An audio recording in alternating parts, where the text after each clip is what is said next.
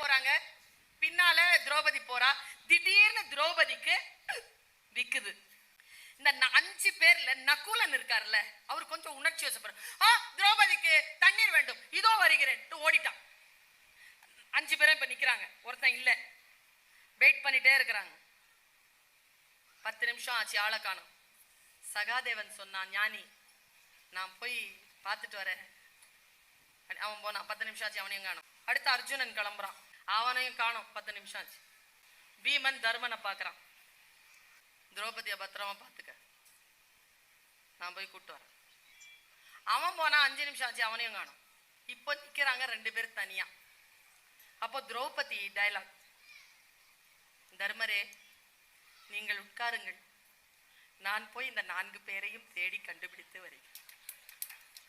உடனே தர்மர் சொன்னாரு, உன்னாலதான் பிரச்சனைய, இப்போ நீ போயிட்டு நீ வரலன்னா இப்ப பீம வந்து கேட்டானா நான் என்ன பதில் சொல்றேன்? மரியாதையா நீ இங்க இருக்கு, நான் போய் வரேன். இப்போ தர்மன் போறான். தர்மன் போய் 3 நிமிஷத்துல ஒரு குளம், அது தண்ணீரால் நிறைந்திருக்கு. போனவன் நேரா தண்ணி எடுக்கிற, இங்க தானே இருக்கு தண்ணி, இந்த பயலுவலை காணமே. இப்ப சுத்தி பார்க்கும் போது அவனுக்குள்ள ஒரு சின்ன சூழல் சரியில்லாத ஒரு அமானுஷ்யமான ஒரு சைலன்ஸ் கிடைக்குது அவனுக்கு அந்த இடத்துல. வீரனுக்கு வன்முறையாளனுக்கு அதாங்க வித்தியாசம். உடனே அடிக்கிறவன் வன்முறையாளன், 1 நிமிஷம் சஸ்டெயின் பண்றவன் வீரன். அவன் சஸ்டெயின் பண்றான்.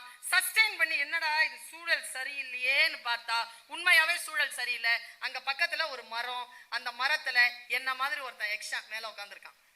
அவன் வேலை என்னன்னா, மாய குளம், அது தண்ணீர் குடிக்கிற குளம், அதை அமைச்சுக்கிட்டு எவனாவது வருவானான்னு பார்த்துருப்பாங்க. கொஞ்ச நேரத்துல தண்ணியில இருக்கிறது மீன் ஆயிடுச்சு, தரையில இருக்கிறது குருவி ஆயிடுச்சு. ஒரே இலை, ரெண்டும் சண்டை போட ஆரம்பிக்குது. தண்ணிக்கு இழுக்குது மீன், தரைக்கு இழுக்குது குருவி. மீனை தரைக்கு இழுக்குது, மீன் தண்ணிக்கு இழுக்குது. இதுதான் சண்டை. சண்டை நடந்துகிட்டே இருக்கும் போது கொஸ்டின் பேப்பர் ரிலீஸ் ஆகுது. எது வாழும்? தர்மன் சொன்ன பதில், தக்கது வாழும், தகாதது வீழும். எது தகுதியானதோ அது வாழும், எது தகுதி இல்லையோ அது வீழும்.